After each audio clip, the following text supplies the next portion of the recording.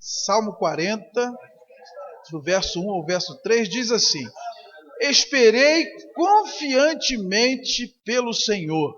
Ele se inclinou para mim e me ouviu quando clamei por socorro.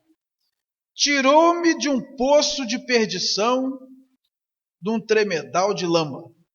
Colocou-me os pés sobre uma rocha e me firmou os passos. E me pôs nos lábios um novo cântico, um hino de louvor ao nosso Deus. Muitos verão essas coisas, temerão e confiarão no Senhor. Feche seus olhos, querido, vamos orar. Deus bendito, Deus maravilhoso, obrigado pela tua palavra, essa revelação maravilhosa que nós temos, que nos mostra quem o Senhor é, quem nós somos, a tua vontade, o que o Senhor aprova e o que o Senhor reprova. Venha ministrar ao nosso coração essas verdades. É a tua palavra que nos limpa, que nos renova. É a tua palavra que vai moldando a nossa vida até que sejamos a imagem e semelhança de Jesus Cristo. A nossa fé vem pelo ouvir a tua palavra. Ela é viva e eficaz. Então, meu Deus, abençoa o teu povo nessa noite com uma porção maravilhosa da tua palavra. Repreenda toda manifestação do inimigo aqui, que qualquer coisa que se levante contra a tua palavra seja imediatamente repreendido pelo teu poder, em nome de Jesus. E tira de nós também tudo que atrapalha, o cansaço, a frieza, a indiferença, a incredulidade, toda a inquietação, toda a movimentação contrária. Meu Deus, toca em nós, para que sejamos uma boa terra a receber essa semente maravilhosa. Nós te agradecemos por esse privilégio de poder abrir, pregar, entender e praticar a tua palavra. Em nome de Jesus. Amém. Graças a Deus. Pode sentar, queridos. O que acontece quando esperamos em Deus? Esse é o tema que eu quero compartilhar com a igreja nessa noite. Esperar não é algo fácil e não é algo que a gente gosta de fazer. Porque esperar é quando nós queremos ou precisamos de uma coisa e aquilo não acontece exatamente na hora que a gente gostaria. Nós vivemos numa geração em que as pessoas estão acostumadas com tudo que é rápido. Nós estamos acostumados a apertar botão e as coisas acontecerem. Antigamente se falava em esquentar um almoço, tinha que buscar lenha, rachar lenha, acender o fogão a lenha, preparar aquilo tudo para poder esquentar o almoço. Hoje a gente aperta o botãozinho do micro-ondas, o alimento aquece assim, no abrir e fechar de olhos. Nós somos a geração do fast food, nós somos a geração do drive-thru. Nós não estamos mais acostumados a esperar. Aí quando a gente se torna crente em Jesus, a gente acha que no mundo espiritual, nas questões da vida, as coisas vão acontecer assim também. É como se a oração fosse um botão que a gente aperta e no exato momento já aparece um anjo ali com a bandeja e traz aquilo que a gente precisa. Todo mundo sabe que a vida não é assim. Raramente as coisas boas acontecem na nossa vida num abrir e fechar de olhos ou no estalar de dedos. Nós sabemos disso. Então esperar é uma experiência, na maioria das vezes, bem desagradável. Quem aqui não precisou esperar, por exemplo, para usar o banheiro? 1 minuto esperando alguém desocupar o banheiro para você usar, quando você está apertado, é muito tempo. É uma eternidade. Quem aqui não ficou vigiando o leite ferver no fogão? E não ferve nunca. Porque não é a gente que vigia o leite, é o leite que vigia a gente. Aí quando você vira as costas, ele torna. Tem até um ditado que diz, panela vigiada não ferve, né? Quem nunca ficou esperando num ponto do ônibus? Às vezes a gente fica plantado num ponto de ônibus esperando e o compromisso está lá. E aquilo se torna uma eternidade. Quem nunca esperou numa fila para pagar uma conta ou para abastecer um carro? É uma experiência desagradável, nos irrita, nos estressa. E nós estamos falando, irmãos, de minutos, de horas, quando muito. E na Bíblia, nós temos exemplo de pessoas que esperaram anos, décadas, até que as coisas acontecessem nas suas vidas. Só para dar 2 exemplos, aquela mulher que tinha uma hemorragia esperou 12 anos e gastou todo o dinheiro que ela tinha com o médico. E o milagre não aconteceu. Só aconteceu naquele dia que ele encontrou Jesus, 12 anos depois. Lá em João capítulo 5 fala de um paralítico que esperou 38 anos deitado na beira daquele poço de Betesda, até que Jesus passou ali e resolveu curar sua enfermidade. Pessoas esperaram anos, décadas a promessa de Deus. 40 anos caminhando no deserto até que pudesse botar o pé na terra de Canaã. Nós não estamos acostumados com isso. Nós não aprendemos a esperar. Então o que a gente faz? A gente resolve do nosso jeito. Eu quero muito, eu preciso muito. Não está acontecendo? Eu resolvo. Eu arrombo a porta do banheiro, eu caso com o primeiro que aparece, eu ficho na primeira empresa que me convida. Esperar em Deus não está resolvendo, porque o tempo está passando e a coisa não está acontecendo. E a Bíblia diz que quando nós esperamos confiantemente no Senhor, as coisas acontecem de forma maravilhosa. No Salmo 37, versículo 7, diz: descansa no Senhor e espera nele. Se você decidir resolver as coisas do seu jeito, ao longo do tempo, essa solução vai ser um problema ainda muito maior para você resolver. O que a palavra de Deus está dizendo para nós hoje? Eu preciso esperar confiantemente no Senhor, seja qual for a situação que eu esteja enfrentando na minha vida. Porque quando eu faço isso, olha o que acontece. Primeira coisa, quando eu espero confiantemente no Senhor, Ele se inclina para mim. Irmãos, num relacionamento entre duas pessoas de tamanho diferente, um é grandão e o outro é pequenininho, só tem um jeito de haver comunhão: se o grandão se abaixar, se o grandão se inclinar. E todo mundo aqui que lida com criança sabe disso. Você não pode conversar com criança, você aqui em cima e ela lá embaixo, porque para ela a gente é um monstro. Você se abaixa e conversa com ela no tamanho dela. Olha o que Deus faz conosco. Quando Deus percebe que nós estamos desejando, precisando de alguma coisa, e que nós não estamos em condição de resolver aquilo por nós mesmos, e Ele vê que estamos esperando nele confiantemente, Ele se inclina para nós, Ele se abaixa para nos dar atenção. Lá em Filipenses capítulo 2, versículos 5 a 8, diz assim: tende em vós o mesmo sentimento que houve também em Cristo Jesus, pois ele, subsistindo em forma de Deus, não teve por usurpação ser igual a Deus. Antes a si mesmo se esvaziou, assumindo a forma de servo, tornando-se em semelhança de homens, e reconhecido em figura humana, a si mesmo se humilhou, tornando-se obediente até a morte e morte de cruz. Percebam, no relacionamento entre o homem e Deus, Deus estava coberto de razão, nós completamente errados. Deus não exigiu que nós subíssemos à sua altura, porque nós nunca conseguiríamos chegar à altura de Deus para ter comunhão com Ele. O que é que Deus faz? Ele se esvazia, Ele desce, Ele assume a forma de homem, se torna servo e caminha conosco. Ele não exigiu que nós virássemos deuses, Ele virou gente. É assim que Deus faz.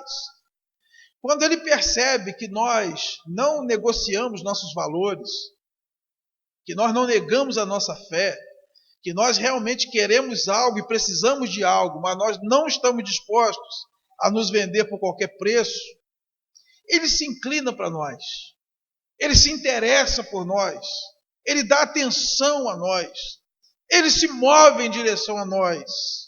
Lá em Êxodo capítulo 13 está escrito, quando Deus chamou Moisés para ser o libertador de Israel, Ele diz para Moisés assim: eu ouvi o clamor do meu povo, eu ouvi o seu gemido por causa dos seus exatores, e por isso eu desci a fim de livrá-lo. Então, quando o crente está ali sofrendo, esperando, necessitado, e ele não toma a justiça nas próprias mãos, não resolve do seu jeito, ele espera em Deus, Deus se inclina, Deus levanta do trono e desce, Deus vem ao encontro do crente para ouvir aquilo que ele necessita. Talvez você esteja esperando alguma coisa aí há muito tempo. Deus se inclina para você. Deus se aproxima de você, se você esperar nele confiantemente. A segunda coisa que Deus faz, ele ouve quando clamamos por socorro. Olha o que está escrito no Salmo número 34, versículo 6. Clamou este aflito e o Senhor o ouviu e o livrou de todas as suas tribulações. Quem aqui já passou pela experiência de gritar por socorro e ninguém escutar? Um afogamento, você grita socorro e ninguém escuta. Uma situação de violência, um assalto, uma agressão, e você grita socorro e ninguém escuta. Ou você fica trancado num lugar, esqueceram você trancado num lugar, você grita e ninguém escuta. Talvez alguns já tenham passado por alguma experiência assim. A pior experiência que existe é você gritar e ninguém escutar seu pedido de socorro. E a Bíblia diz que quando nós esperamos confiantemente no Senhor, Ele ouve quando nós clamamos por socorro. Quando nós esperamos confiantemente no Senhor, nós não estamos sozinhos. As nossas orações não são palavras jogadas ao vento. Nós não clamamos ao vento, nós não clamamos ao ar. Existe alguém sentado no trono que já se inclinou para nós e que ouve o nosso pedido de socorro. Você pode pedir socorro a Deus. O que te aflige? É a sua família? É a sua vida financeira? É a sua saúde? É a sua vida sentimental? É a sua vida espiritual? O que te aflige? Grite por socorro. É de Deus que vem o socorro. No Salmo 121 está escrito: eleva os meus olhos para o monte, de onde me virá o socorro? O meu socorro vem do Senhor, que fez os céus e a terra.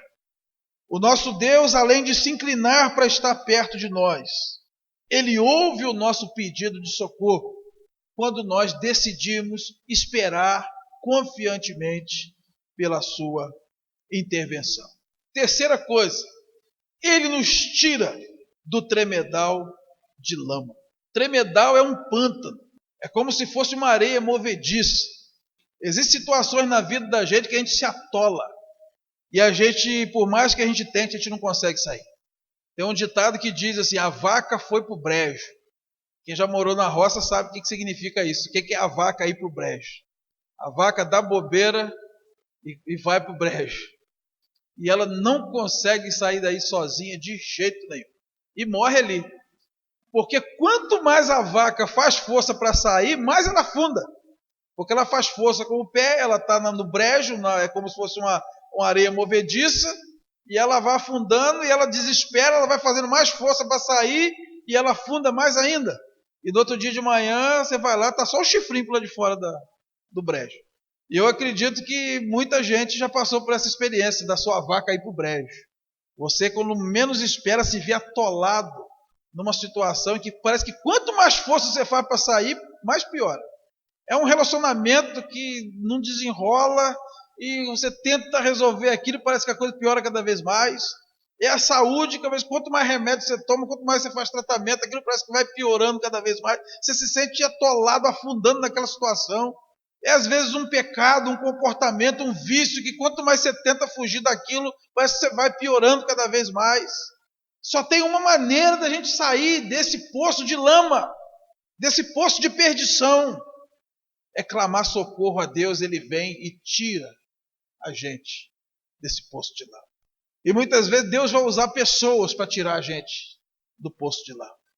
Eu digo para a igreja, a melhor maneira de você tirar alguém de dentro de um poço de lama é você não entrar dentro do poço de lama. Porque com essa historinha aí de fazer fraco para ganhar os fracos, né, tem muito crente que vai lá e pula lá dentro. Aí é dois para tirar. É igual o abraço dos afogados, né? Se alguém estiver morrendo afogado, se for abraçar para tentar salvar, morre os dois.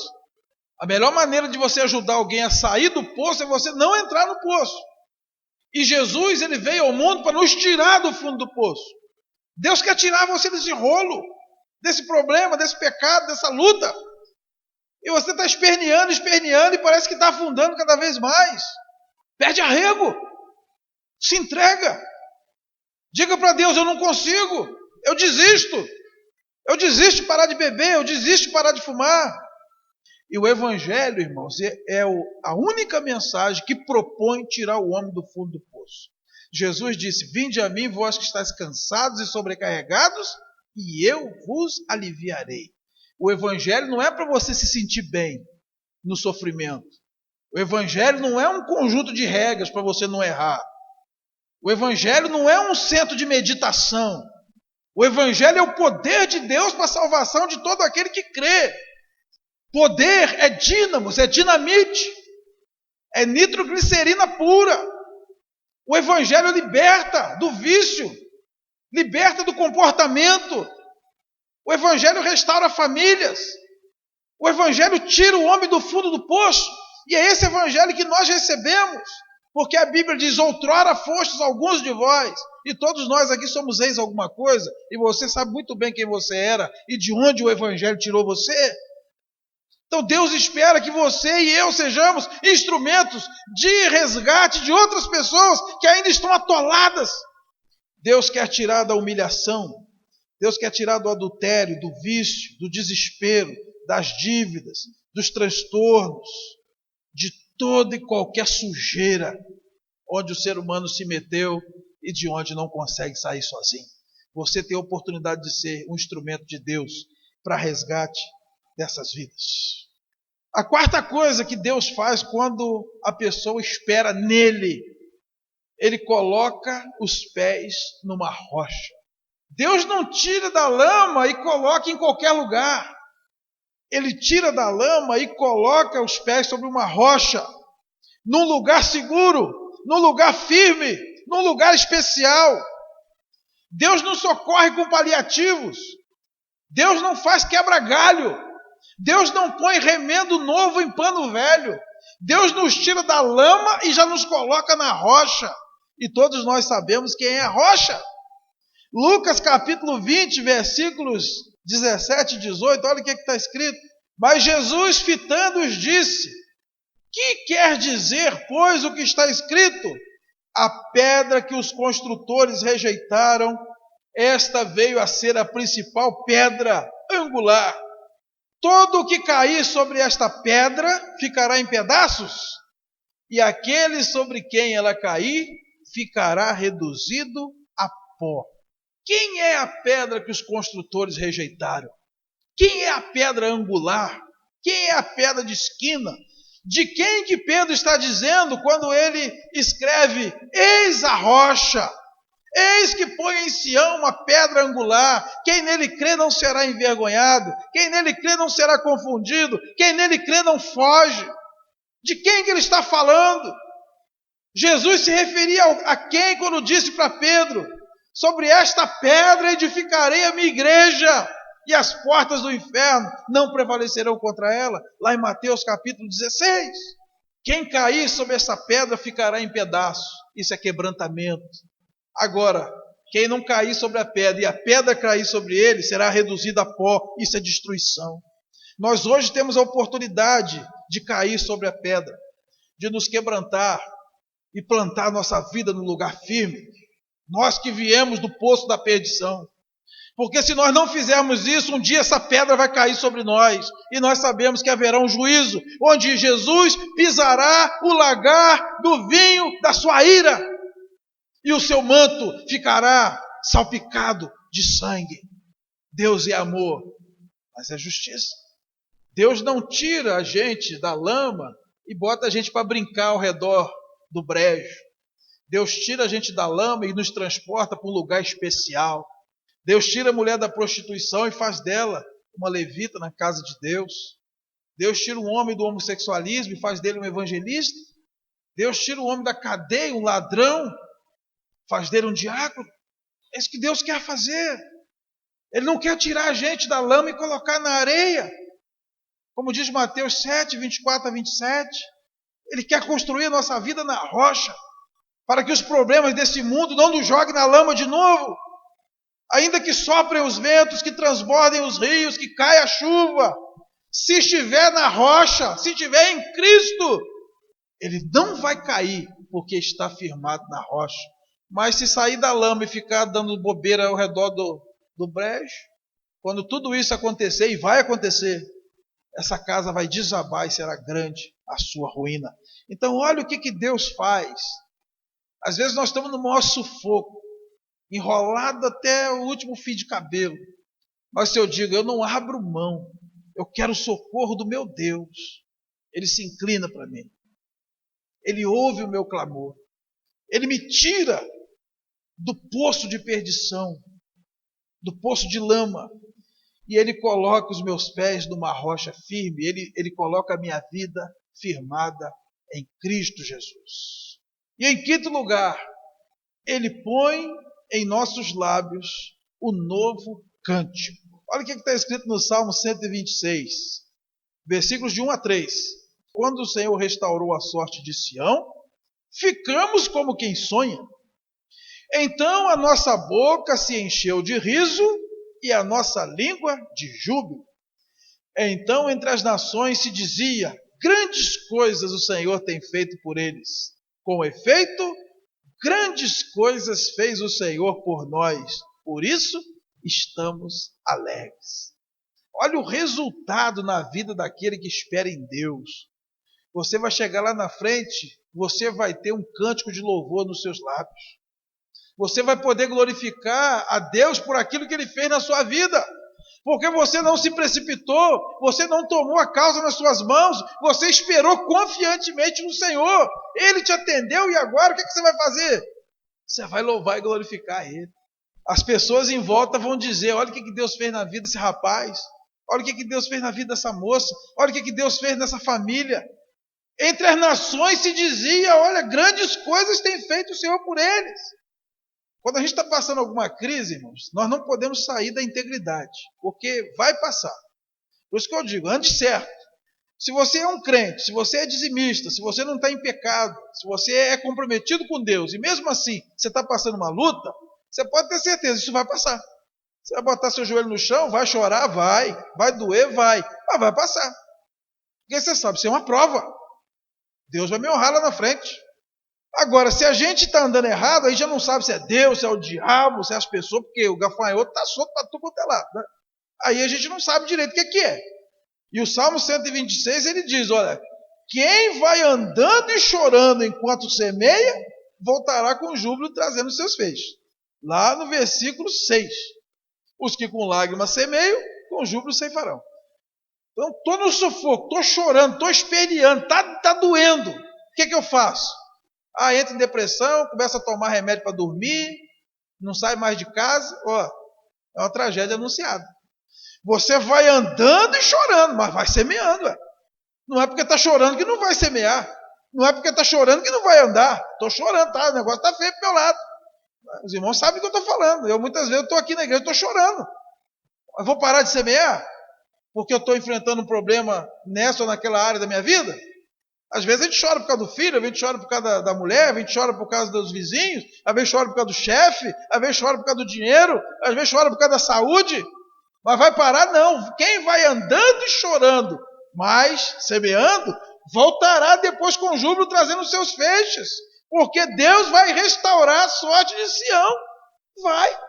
Deus restaura a nossa sorte como as torrentes do Negueb. São aqueles rios no deserto que tem uma época do ano que eles secam, mas depois a água vem de novo. Eu não posso me desesperar porque o rio secou. Ele sempre volta. Deus sempre vai fazer ele voltar. Ele vai voltar, vai refrescar minha vida de novo. Então eu vou andando, eu vou chorando, mas vou semeando. E depois eu volto com júbilo trazendo meus feixes.